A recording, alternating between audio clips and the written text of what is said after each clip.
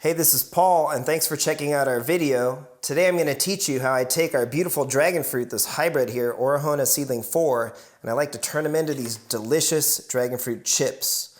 Now these will last in the refrigerator over a year, and they've been delicious, and I think I've gotten it down to a pretty good product. So I'll share kind of some mistakes I've made and what not to do, as well as kind of how long and how thick and what I'm doing to make these delicious chips now. So first you need a dehydrator, and what I did is I bought this one. It was highly rated on Amazon, and it's been great so far. So you need a highly rated dehydrator for food, and then once you have that, I'll show you what to do next. So let's get started and make some dragon fruit chips. Okay, so what I like to do is I cut the base, and then I cut just past the cone, and I make sure my dragon fruit is clean. So I've washed these really well. I use a sharp knife, and then I just cut them just like so, very carefully, and then I peel them like this. So get them just like that, and then you could even use like a food cutter, a food slicer. I have not done that yet, because I do them pretty consistently about this thick, but sometimes there's a little bit of variation, which ends up being cool because sometimes they'll be a little bit more chewy at the end versus a little more crunchy. So that way you get a little bit different textures. So this is really exciting. This is an Orahona seedling fruit that is ripe really late in the season, and I've eaten a few of them. Let's see how this one tastes. They've been really good. So you can see they're magenta. But this thickness is what I like to use. Oh yeah, that one's really good. Berry. But the reason why I'm dehydrating this is at the end of the season, the fruit tends to not taste so sweet. And I think dehydrating them, I can enjoy them all year. It almost makes them a little sweeter because all the moisture is removed. So you can see how I do this. Keep them from touching. And again, I'd probably say that these are about 1/8 of an inch thick if I had to estimate. Too thin, they're going to stick, and you don't want to do that. So I'll fill up this whole plate. I'll repeat the process here. Any variety, it doesn't matter. I've done whites, purples, reds, pinks, and they still preserve their flavor. Sugar dragon tastes really, really sweet.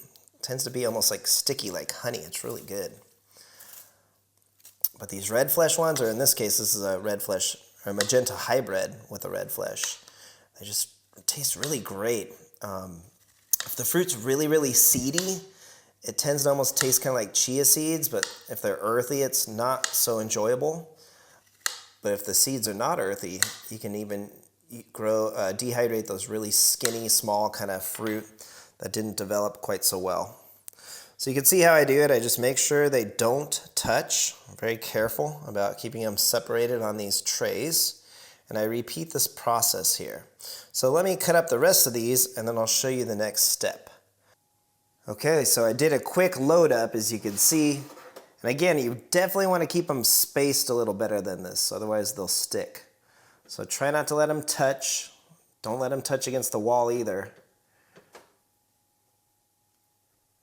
And again, about 1/8 of an inch to maybe 1/4 inch, as you can see.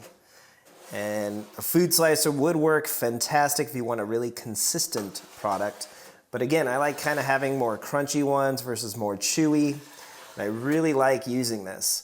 Now, I've used different temperatures. Some people say above 130, you can break down enzymes, but what I like to do is I run it usually 137, 138, something around there, 135 to 138, I'll say.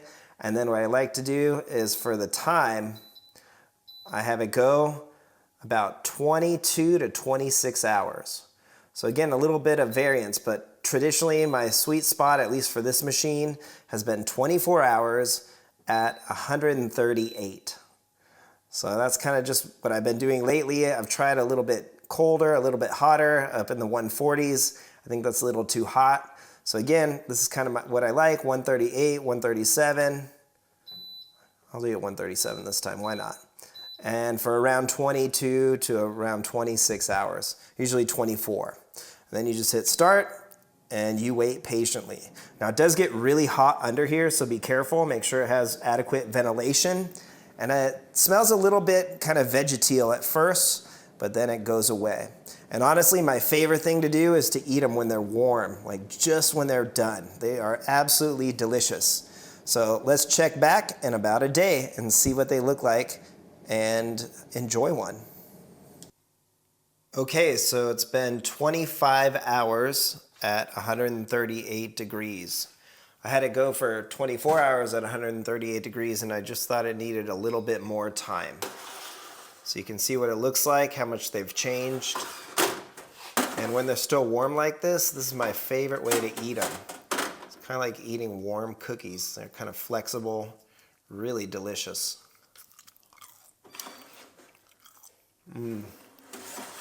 So now I'm gonna let them cool down a bit because they're still too warm. These ones are really flexible. And I'll show you how I vacuum seal them next. So I'll let them sit here for about an hour and cool down. I'll show you the next step. Okay, so now I like to use these vacuum seal bags, and then I carefully put these chips in after they've cooled. And what I like to do is I don't let them overlap. I mean, it's okay to let them overlap, but you want to try not to let them overlap because they'll kind of stick together once they're vacuum sealed and then placed in the refrigerator. Now, I've left them out of the refrigerator for about a week, and they were totally fine, but from what I've read online is you want to store them in the refrigerator and they'll last over a year. So again, you try to spread them out, kind of overlapping them, and then I like to kind of make a mixture here of all different colors. Looks pretty cool. So red, I don't have any pink right now, but I have red flesh or deep magenta, standard magenta, and white flesh undatus. So actually I have a couple species in here. The flavor is very concentrated. You can see once they've cooled, they're more rigid, see? They don't flex as much. I mean, they'll still bend if you really force them.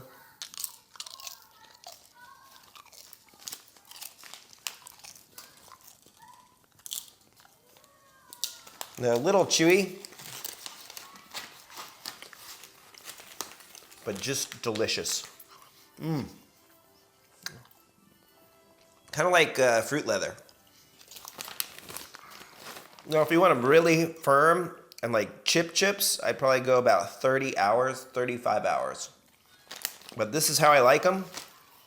And then the last step is I use this vacuum sealer. The brand's Nesco. Got it on Amazon. And then I like to always make sure I do a double seal, and then carefully spread them out. Make sure you have clean hands, and then you vacuum seal them.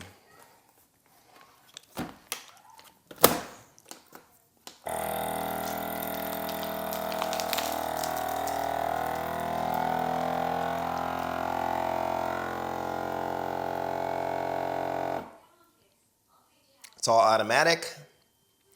So it sucks out all the air, and then now it's gonna do a double seal. There's lots of different bags, but I like these ones where I can they have the sealer on the top. It's kind of like a Ziploc. See if you can see it. See it right there? And I put about 2 ounces of dried fruit into them. 3 ounces fit pretty well. I think more than that, it starts to get a little tight. And it's almost ready.